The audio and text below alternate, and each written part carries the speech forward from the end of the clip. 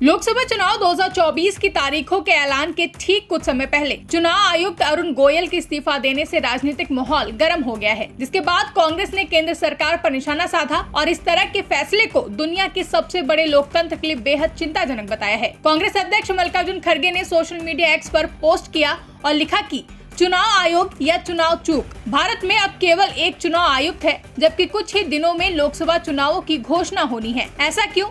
जैसे कि मैंने पहले कहा है, यदि हम अपने स्वतंत्र स्थानों के व्यवस्थित विनाश को नहीं रोकते हैं तो तानाशाही द्वारा हमारे लोकतंत्र पर कब्जा कर लिया जाएगा। ईसीआई अब गिरने वाली अंतिम संवैधानिक संस्थाओं में से एक होगी। चूँकि चुनाव आयुक्तों के चयन की नई प्रक्रिया ने अब प्रभावी रूप से सारी शक्तियां सत्ताधारी दल और प्रधानमंत्री को दे दी हैं, तो 23 वर्ष का कार्यकाल पूरा होने के बाद भी नए चुनाव आयुक्त की नियुक्ति क्यों नहीं की गई है? मोदी सरकार को इन सवालों का जवाब देना चाहिए और उचित स्पष्टीकरण देना चाहिए। इसके अलावा कांग्रेस सांसद जयराम रमेश ने भी बीजेपी पर हमला बोलते हुए कहा कि क्या अरुण गोयल और मोदी सरकार के बीच कोई मतभेद आ गया है या फिर अरुण गोयल ने इस्तीफा दिया है ताकि वो चुनाव लड़ सके।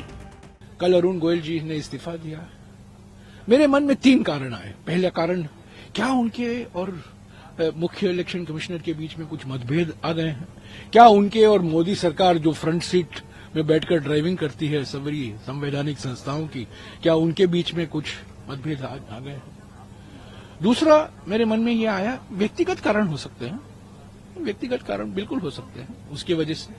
पर तीसरा कारण यह भी मेरे मन में आया, अभी कलकत्ता के हाईकोर्ट के जज ने इस्तीफा दे दिया और अगले दिन बीजेपी में वो शामिल हो गए और बीजेपी की चुनाव लड़ने की उन्होंने घोषणा की।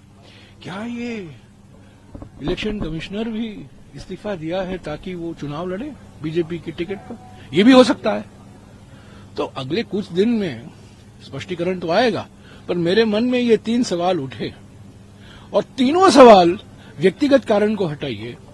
मेरे 2 सवाल जो मेरे मन में उठे हैं, एक तो वो चुनाव लड़ेंगे और दूसरे ये मतभेद हैं, ये हमारे लोकतंत्र को कमजोर करता है। ये लोकतंत्र पर एक आक्रमण है। बता दें कि अरुण गोयल का बतौर चुनाव आयुक्त 2027 तक कार्यकाल था। सूत्रों की माने तो लोकसभा चुनाव से ठीक पहले बनी स्थिति से निपटने के लिए सरकार जल्द ही चुनाव आयुक्त के दोनों रिक्त पदों को भरने का फैसला ले सकती है। फिलहाल अरुण गोयल के इस्तीफा देने की वजह अभी स्पष्ट नहीं हुई है। ब्यूरो रिपोर्ट, इंडिया पब्लिक खबर।